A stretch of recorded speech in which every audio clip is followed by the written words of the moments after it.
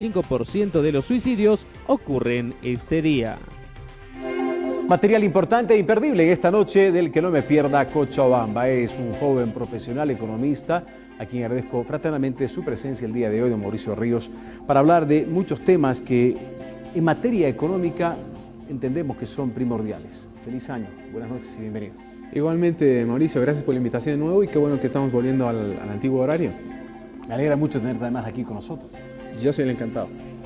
Este lunes pasado, el índice chino CSI 300 estrenó el 2016 con un desplome del 7% y además, tú sabías, obligó a cerrar las bolsas antes de tiempo. Ellos cerraron las bolsas internacionales del 2 al 5% en caída, afectó muchísimo. El yuan chino perdió casi 1% de su valor respecto al dólar. Han habido muchos efectos colaterales, como dicen. Pero yo quiero abocarme a algo que he encontrado y me he notado, que la sensación es que en esta tendencia puede ir a un efecto dominó que establezca una movilidad e inclusive un problema en la estabilidad económica mundial, iniciando una nueva guerra de divisas. ¿Tú crees que estamos cerca de una nueva guerra de divisas en virtud a esta situación que se ha dado el pasado día lunes? Sí, absolutamente. Bueno, primero, China está viviendo las consecuencias de haber hiperestimulado la demanda durante varios años, sobre todo desde el inicio de la gran recesión. Y la guerra monetaria, fundamentalmente, este término fue acuñado por Brasil, que también tiene los mismos problemas y va a tener muchas repercusiones sobre Bolivia. China sobre el resto de la economía global, absolutamente sí. Hace no mucho más de 10 años probablemente la China crecía probablemente 3 veces más que ahora. Ahora se dice que está creciendo alrededor del 6% y hay algunos otros expertos que consideran que China en realidad está creciendo alrededor del 4 o incluso 3,5%. Esto es muy importante en relación a la guerra de divisas.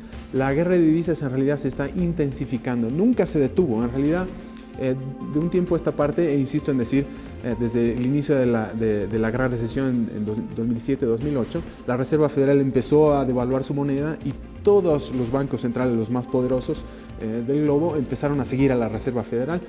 Insisto en decir que con las mayores consecuencias sobre países con economías emergentes como Brasil, por ejemplo, China, Rusia, etcétera, la India. Hablando de Rusia y de Brasil, el dólar se ha apreciado respecto a la moneda brasilera en un 2% con este efecto y casi un 1% con respecto al rublo, al que ya lo tiene prácticamente de hijo opa. ¿Por qué pareciera que Rusia está bien en muchos aspectos, en su carrera armamentista, en su política internacional, tiene yacimientos de petróleo y de gas, pero impresionantes, y todavía no puede pelearle económicamente al resto de la Unión Europea y tampoco a Estados Unidos?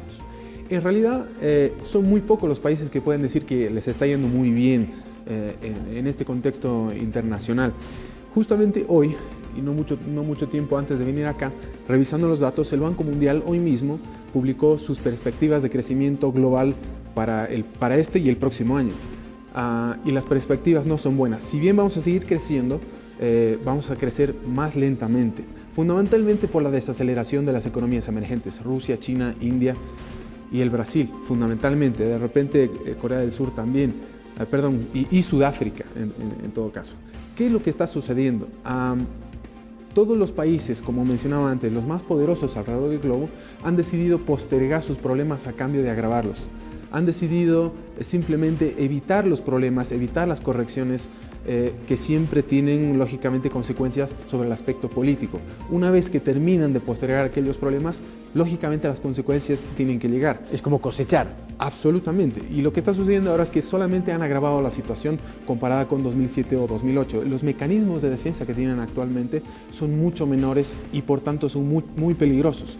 Van a seguir estimulando la demanda, no tienen a dónde más estimular la demanda, tienen niveles de inflación ya demasiado elevados, el gasto ha sido demasiado elevado, el déficit sigue creciendo y prácticamente yo me aventuraría en todo caso a decir que ya no es solo Occidente, como alguna vez me había animado a decir aquí, en alguna otra entrevista, sino el resto del globo que está empezando a mostrar síntomas de estar ingresando en una nueva década perdida al estilo de América Latina en los años 80. Mucha inflación, mucho déficit, demasiado endeudamiento y la gente se está dedicando solamente a trabajar solamente para pagar deudas, creciendo a niveles muy reducidos. A pesar de que la China tiene las reservas internacionales monetarias comprobadas más grandes del planeta, están comenzando a sentir ya los efectos de su política económica nacional e internacional. Vamos a ver todavía cómo se comporta. Hablábamos precisamente de Rusia, la ex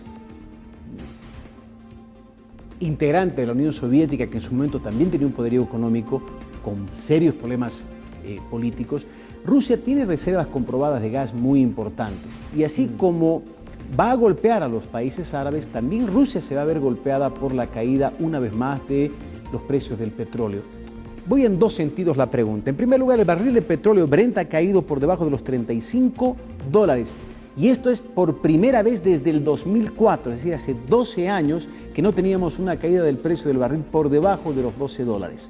¿Cómo va a afectar a la comunidad internacional en materia económica? ¿Cómo va a afectar a la comunidad latinoamericana? ¿Y cómo va a afectar a Bolivia esta nueva caída de los precios de petróleo cuando el crudo ha tocado su mínimo nivel en 11 años, hoy miércoles, con una caída cercana al 2%, Mauricio?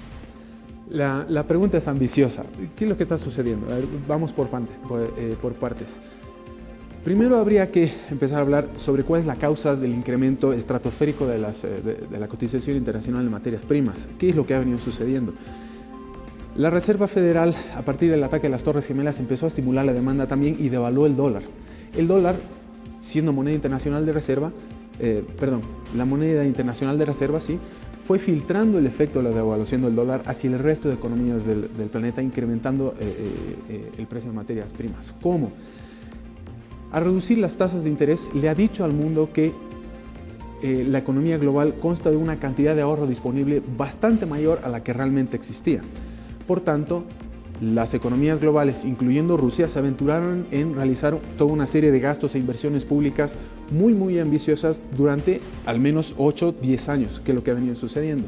Y lamentablemente hoy venimos a sufrir las consecuencias. El mercado ha terminado detectando todos estos errores de proyectos que jamás debieron llevarse a cabo porque no se cuenta con suficiente capital para poder invertir y gastar en todo caso.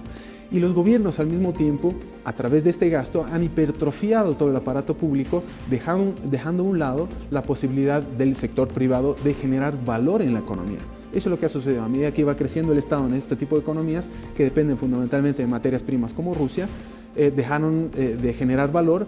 Durante un tiempo, lógicamente, parecía ser todo un milagro, la tesis BRICS, etcétera, se ponía de manifiesto, pero hoy en día vivimos las consecuencias como lo mencionábamos. ¿Cuáles van a ser las economías que más van a sufrir en este sentido? Van a ser las economías que más se hayan apropiado, si vale el término, de este tipo de recursos, de materias primas, a través de nacionalizaciones, etcétera, justamente para poder gastar. A partir de este momento, los gobiernos se han quedado sin dinero, pero pretenden mantener ese aparato público hipertrofiado. Se resisten a poder reducirlo y lógicamente seguimos sin generar valor, mejor dicho. Al no generar valor, no tenemos cómo pagar las deudas por las cuales los gobiernos endeudan a sus ciudadanos para tratar de seguir manteniendo a flote sus economías, cuando en realidad estamos tratando de evitar el ajuste. Y el problema, lógicamente, va a terminar recayendo sobre los ciudadanos. Insisto, las economías que más van a terminar sufriendo son aquellas cuyos gobiernos se han apropiado de aquellos recursos y han dispuesto en nombre de la ciudadanía, corriendo riesgos que probablemente, muy probablemente de manera individual, cada ciudadano no hubiera corrido probablemente. Hace un par de meses o anterior año, un alumno en la universidad me hacía una pregunta, no era en materia económica precisamente, ante una aseveración mía de que lamentablemente cuando vemos temas económicos se ven muchas veces influenciados por temas religiosos y políticos. Y me decía, pero ¿cómo se pueden mezclar las cosas? Y hoy tenemos precisamente esa respuesta. La ejecución de un clérigo chií por parte de Arabia Saudita ha logrado una reacción política muy fuerte por parte de Irán. Esto ha ocurrido, yo siempre digo, no creo en las casualidades, sino en las causalidades. Esto ha ocurrido justo, no sé si una semana, 10 días, 2 semanas antes de una probable convocatoria de los países productores de petróleo llamado OPEP para parar la sobreproducción de hidrocarburos en el mundo. ¿Cuál es el objetivo de parar la sobreproducción? Que no haya una sobreoferta, se contraiga, se genere una demanda de manera tal de que puedan recuperar los precios. Hoy, enfrentados a Arabia Saudita e Irán, con algunos países que se han aliado a un lado o a otro, hacen poco probable que haya una reunión de la OPEP para bajar la sobreproducción. Nos preguntamos, suena ilógico esta mezcla de religión, de política, de economía, pero ¿cómo es posible que los países productores no se den cuenta que están perdiendo dinero con una sobreproducción? Sí, de acuerdo. Bueno, gran parte de tu pregunta ha tenido respuesta que ha provenido de ti propiamente, pero vamos a ver, lógicamente lo que buscan, creo que la palabra más importante acá es ISIS, ¿sí? Es muy importante. Yo no me atrevería a especular demasiado. Sí, lógicamente me imagino que están buscando que el precio del petróleo se incremente en ese sentido. Sin embargo, el tema y ahí tiene Turquía un tema fundamental. Además, yo no soy experto en geopolítica, además, etcétera, pero mucho menos en aspectos religiosos. Eso es algo que realmente me supera y no es un análisis que yo haya vinculado demasiado. Bueno, en el tiempo que he venido haciendo análisis de coyuntura económica fundamentalmente internacional, jamás me he animado a realizar semejante vínculo con la religión. No me atrevería, no es en lo que soy experto. No es que sea gran experto en algunas otras áreas tampoco, pero esta es en la que mucho menos, así que preferiría simplemente limitarme a decir que sí, efectivamente, lo que se busca muy probablemente es el incremento del precio internacional de materias primas, pero vamos, responde a otros factores muchísimo más importantes que el simple hecho de que haya un problema meramente geopolítico. Claro, y ahí entra el tema de ISIS, acertadamente que tú decías, porque al parecer ISIS ha controlado algunos pozos petroleros, para bien, para mal, de manera legal, legítima, ilegal, etcétera, etcétera, y están vendiendo el petróleo a precios mucho más bajos que los $35, porque como no les ha costado ni los pozos, no son de ellos, los recursos no son de ellos, se están alimentando de ese recurso para su propia guerra. Y ahí Turquía entra de una manera que conflictúa mucho más. Y tienes razón, el tema ya es geopolítico. El tema es geopolítico. Mire, amigo televidente, cómo han cambiado las cosas. En junio del 2014, el precio del petróleo estaba en $115. Estamos hablando de junio del 2014. Estamos hablando de 18, 19 meses. En 19 meses se ha caído de 115 a 35, es decir, ha caído $80 el barril. Ha caído casi a un 25 a 27% de su valor. Esto indudablemente a los países productores tiene que afectarles porque hacen sus presupuestos en función a otros precios. Sí, de acuerdo. Vamos a ver nuevamente sobre el aspecto geopolítico. Es muy importante realizar la pregunta sobre quién provee de petróleo y armamento y vehículos, todoterreno, etcétera, a ISIS, a Rusia, Siria, no solamente Turquía. Es sumamente complicado. Habría que recurrir lógicamente a un experto que además sepa mucho de religión, no solamente de política, sino más religión, etcétera. Es un tema de estrategia sumamente complejo. Yo no me atrevería a indagar demasiado en el asunto. Me estoy olvidando de la última parte de la pregunta que me hiciste. No, yo creo que está claro, porque nosotros que nos metamos del petróleo, sí. Que nos metamos a ver el tema de religión, yo tampoco soy muy conocedor. Esa caída del precio, ¿cómo puede darse una caída tan radical? O sea, vuelvo a la pregunta, junio del 2014, $115, enero del 2016, una caída a 35. Suena ilógico. Sí, bueno, suceden muchas cosas. Primero que están incrementando aunque tangencialmente están incrementando las tasas de referencia de la Reserva Federal, y esto lógicamente está generando una contracción al mismo tiempo en el resto de materias primas en general alrededor del globo. Pero la caída del petróleo responde fundamentalmente porque finalmente han sido las fuerzas del mercado las que han ingresado. Antes, el mercado ha terminado ganándole a la OPEP justamente. Y fundamentalmente por el lado de Estados Unidos. Quien ha generado la sobreoferta, en todo caso, ha sido Estados Unidos con la implementación de nueva tecnología y el fracking, y el gas de esquisto.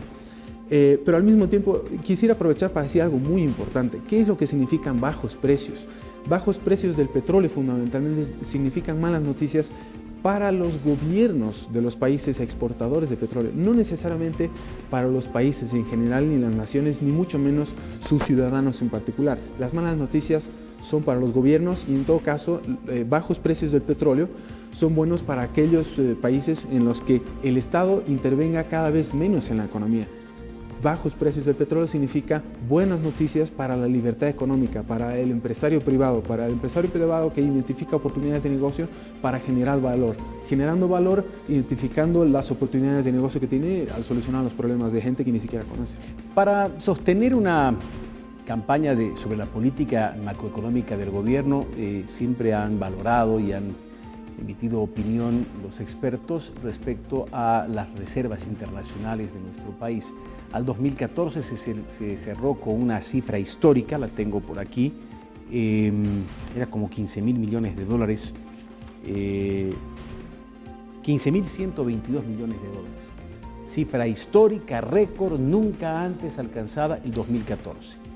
El 2015 ya se comenzó a hablar de que la caída de precios de petróleo, el déficit de la balanza comercial, pérdida de poder adquisitivo, etcétera, etcétera, comenzaban a hacer prever ya en junio del 2015 que iba a haber una caída en las reservas internacionales que finalmente se han consolidado al 31 de diciembre de la presente gestión en 13.055 millones de dólares. Una caída de más de 2.000 millones de dólares que según don Armando Méndez, a quien me gusta, no es mi pariente por si acaso, y don Juan Antonio Morales, todavía no es crítico. Todavía gozamos de una buena salud en cuanto a reservas internacionales, pero ya significa una caída y que el 2015 podría generarse una caída más. No se olviden, vuelvo al tema. El país está exportando menos de lo que está importando. Y estamos exportando porque se han caído los commodities. Disminución de los ingresos por el tema de gas natural, demanda de efectivo en el sistema financiero nacional, es un segundo tema, y la caída de la cotización con respecto al dólar de otras monedas componentes de los RIN. ¿Deberíamos estar un poquito preocupados o todavía gozamos de una buena salud financiera? Estamos blindados, como dirían en el gobierno. Sí, vamos a ver. El doctor Morales y el doctor Méndez, sobre todo Armando Méndez, de quienes tengo la satisfacción de decir que somos amigos, además de colegas, que pensamos de manera muy similar en muchos aspectos, pero en este caso no. Cuando se afirma que las reservas internacionales van a permitir generar algo así como un colchón o una caída relativamente suave ante cualquier contingencia económica que hubiere del contexto internacional o propio de la economía interna, lo afirman porque creen que, la teoría económica lo dice, porque las reservas internacionales servirían como un fondo contracíclico para establecer políticas contracíclicas. No existe tal cosa. ¿En qué consisten las políticas contracíclicas? Y menos mal que hemos hablado más temprano de China y de Brasil, por ejemplo. China y Brasil son economías que, como decía más temprano, están sufriendo las consecuencias de haber hiperestimulado la demanda interna. ¿Qué significa hiperestimular la demanda interna? Estimular el consumo, incitar a la gente que piense más en un corto plazo más que en un largo, sobreendeudarse, acudir al banco a endeudarse cuando no debería realmente. Les dan demasiado espacio a la gente para hacer cosas que no deberían hacer en una situación mucho más calma, en todo caso. No es momento para consumir tanto como lo está haciendo Bolivia, no es un momento para endeudarse tanto como lo está haciendo Bolivia, como para gastar tanto como lo hace. Esto trae serias consecuencias. Estimular la demanda agregada significa construir carreteras que no van a ningún lado solamente con la idea de que el gobierno permita reportar datos de crecimiento relativamente extravagantes. ¿Para qué? Para que al mismo tiempo sin consultarle siquiera a la ciudadanía, la endeude.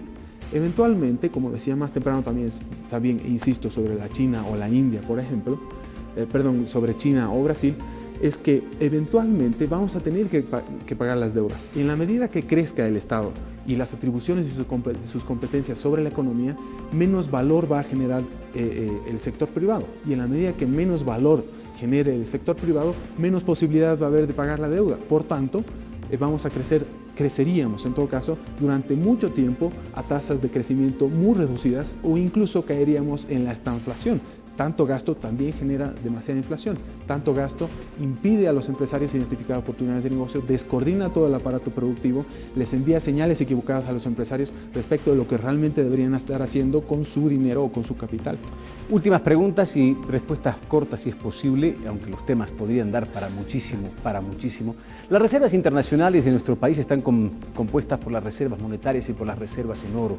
89.9% reservas monetarias, el resto, algo más del 11.1% en reservas de oro. Pero cuando juntamos absolutamente todo, tenemos que mencionar que el 71% de las reservas internacionales están en la divisa dólar, un 11% aproximadamente en oro y un casi 9% en euro. El resto, tres monedas muy fuertes, ¿no? La canadiense, la australiana y por supuesto también, ya que hay tanto negocio con la China, también tenemos reservas con la moneda de dicho país. Aquellos agoreros que decían, no, el dólar ya no sirve para guardar ni para que sean reservas. ¿Por qué Bolivia sigue teniendo reservas tan fuertes en dólar?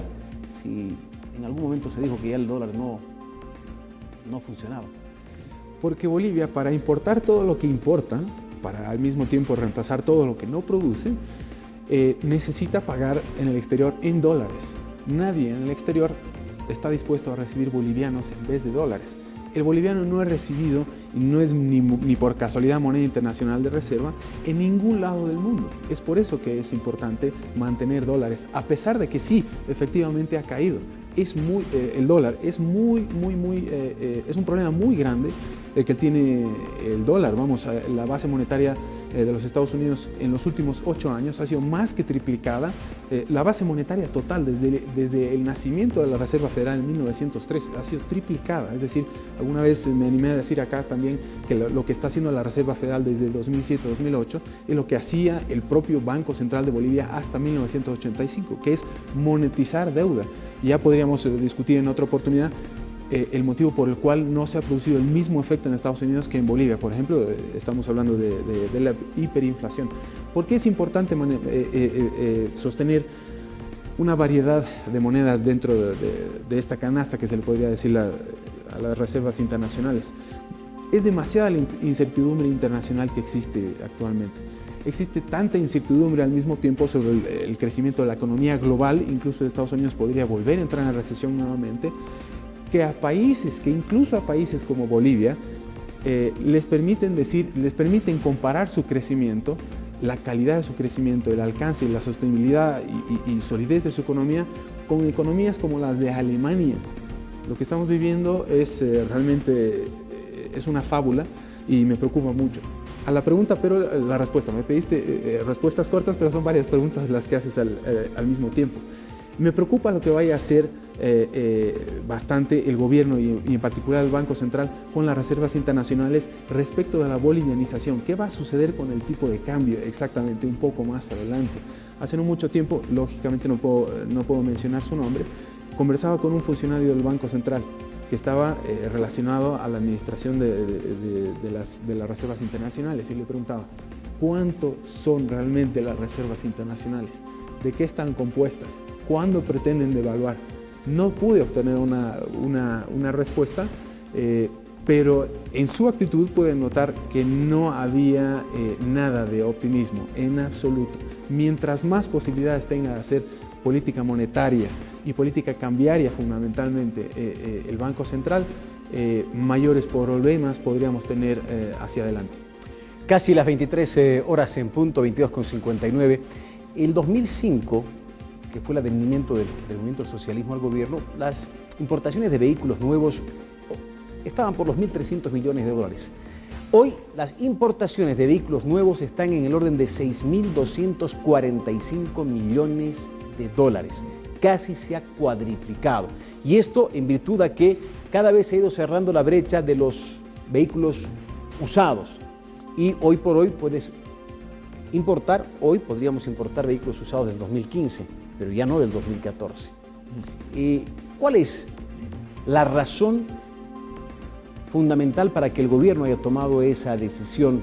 Tiene que tener, no sé si es un tema impositivo, de generar recursos, de una optimización de los hidrocarburos, porque sabemos que los vehículos mientras más viejos consumen más gasolina, más gas, y siendo dos elementos que están subvencionados por el gobierno, se subvenciona a los autos usados. A ver, ¿cuál crees tú que es la razón por la que el gobierno se haya tomado la molestia de que hoy por hoy se importe casi todo nuevo? Sí, de acuerdo.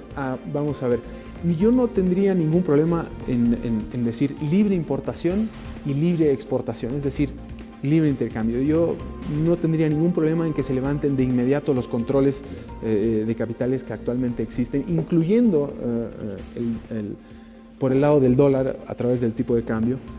El problema está nuevamente en el hiperestímulo de la economía, el hiperestímulo de la demanda.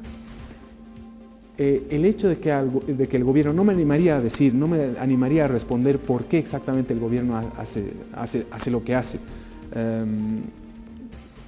Sabrán ellos, habría que preguntarles a ellos en todo caso, pero el hecho de que tengan que hacer malabarismos, porque realmente son malabarismos, los controles cambiarios, los controles de vehículos por modelos, por años, etcétera, es una locura que finalmente se les va a terminar yendo de las manos. Esperemos que no, en todo caso. Es una consecuencia de haber hiperestimulado mucho más allá de lo que siquiera imaginan la economía, el consumo de bienes de capital o de consumo de más largo plazo. ¿Por qué podemos importar ciertos bienes distintos ¿por qué podemos importar ciertos bienes y por qué no podemos importar otros bienes? Es decir, están haciendo malabarismos y en realidad es consecuencia del estímulo, es decir, en la medida que estimulen más la economía van a tener más problemas para la importación. En la medida que no sepan manejar el tipo de cambio, más problemas van a tener respecto de las importaciones de calidad, respecto de las importaciones que los empresarios necesitan para generar valor en la economía, como decía más temprano. Es decir, el gobierno no se está dando cuenta que al hiperestimular la demanda agregada, el consumo, el gasto y el sobreendeudamiento, está provocando que se importen cosas que en realidad no son prioritarias para una economía como la nuestra, que a pesar de que crece y que ha crecido como ha crecido, es todavía una economía precaria, pequeña, poco articulada, etcétera, que depende cada vez más de los recursos naturales y que produce cada vez menos para poder sostenerse, que no exporta la variedad de productos que exportaba hace probablemente 5 o 10 años y ahora solamente exportamos hidrocarburos, etcétera. Es sumamente complejo. En la medida que sigamos hiperestimulando la demanda agregada, la demanda interna en todo caso, más problemas vamos a tener para poder tener una economía saneada con perspectiva de largo plazo.